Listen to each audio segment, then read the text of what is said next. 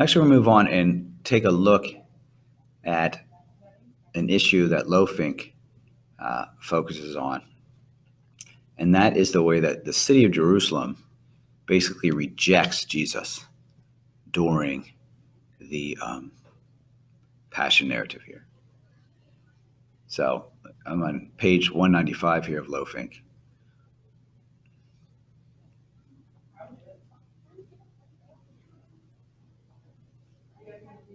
The first thing he's saying is saying, hey, if we're reading this the way it's laid out, it seems to be saying that Israel just refused the reign of God, right? Jesus presented them with the kingdom of heaven on earth, right? He lived as a human who loved unconditionally, a human who was also fully divine. And he created a community, right, in which people would live the way that God had been trying to help the Israelite people live, right, when he gave them the Torah. And it seems that they just flat out rejected it, right? We see it in scenes here like in Matthew, or if we look in Luke in chapter 23, we see here that this rejection. And this is particularly contrasted in Luke, because in Luke often has the people, right, in these final chapters, the people are supporting Jesus, but it's just the religious authorities that are rejecting him, right? And we said that has to do with Luke writing for Christians who were largely Gentile, living in the Roman Empire, and him telling him, you don't need a conflict with Rome, right? You can live within the Roman Empire and practice the faith. Rome's not the enemy, right? Anyway, but this scene, all of a sudden, we see the people join in, right? Pilate then summoned the chief priests, the rulers, and the people. This is chapter 23 of Luke. So the people are now in this. And again, a little bit different from other scenes in the Passion chapters in Luke. And he said to them, you have brought me this man, accused him of inciting the result. I have conducted my investigation in your presence, and have found this man have not found this man guilty, right? So again, Rome is not the bad guy in Luke. We're just going to flog him a little and release him. But all together they shouted, right? Again, now, so this is like the whole city of Jerusalem, which is a representation of Israel. This is the capital city. This is the center of their religious life. But you'll see it's not a representation of the new Israel. That's another distinction that Luke is going to get into in Acts. Away with this man. Release Barabbas to us, right? So Barabbas was an insurrectionist. He actually did what Jesus was being accused of by the Jewish religious authorities. And Pilate, again, still trying to release Jesus, right? Rome's not the bad guy here in Luke. But they keep on shouting, crucify him, crucify him.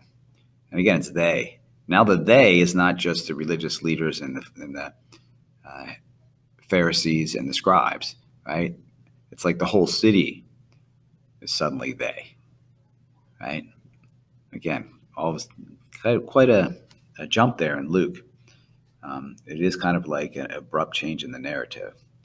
And why? Well, it reflects the experience of the early Christians.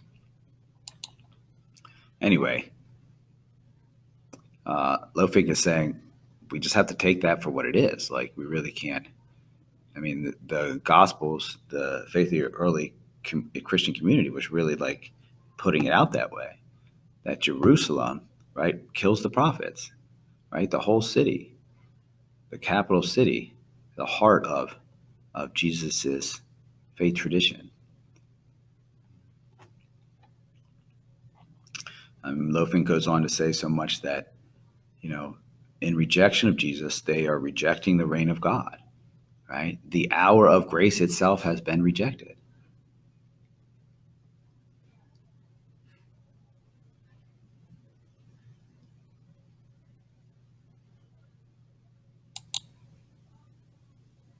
So what happens?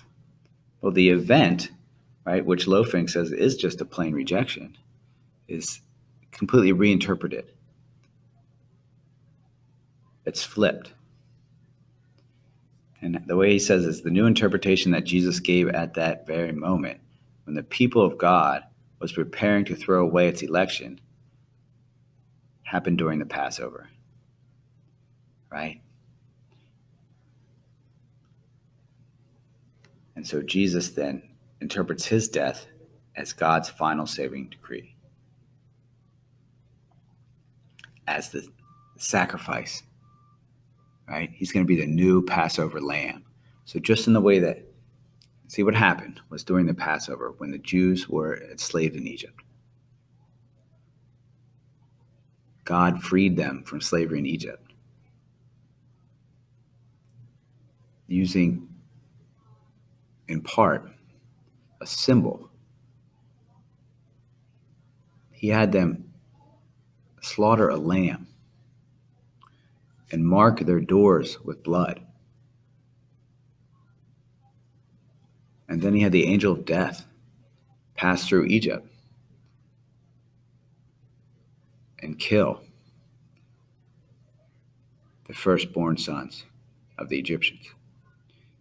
And that is what allowed the Israelites to escape slavery in Egypt.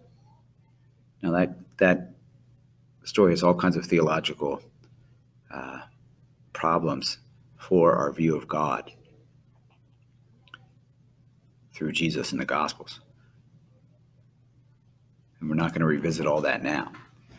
But the important point here is in framing in the Passover meal, Jesus is setting himself up as the new sacrifice, the new lamb, so to speak, right? And he's putting himself in the moment of salvation,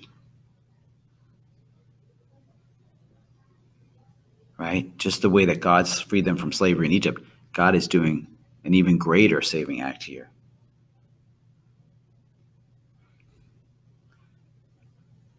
And so you have this interesting twist where God is sacrificing himself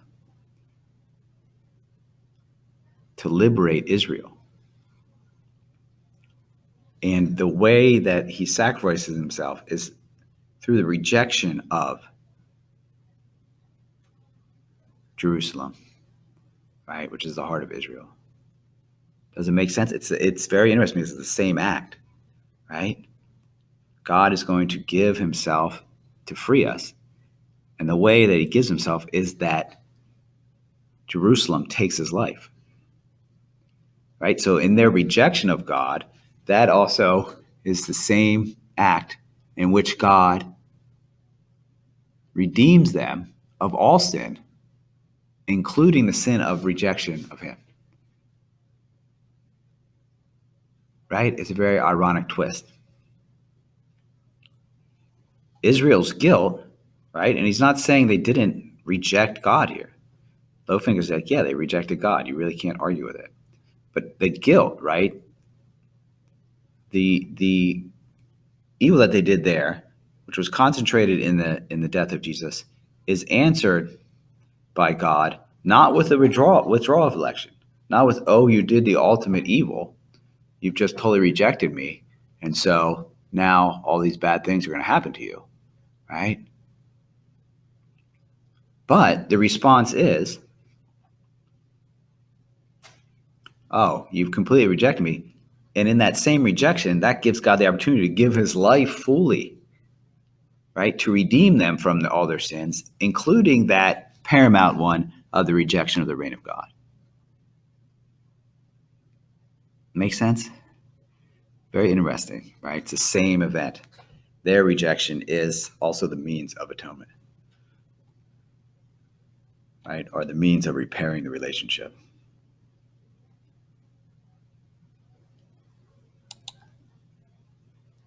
Right? Atonement, the action of making amends for a wrong or injury.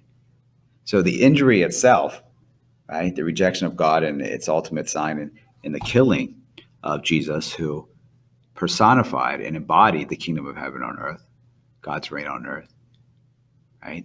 that death, that act is the same act that allows God, I don't know if that's the right word, allows, but through which God atones for all sin, including the one of his own death, his unjust execution.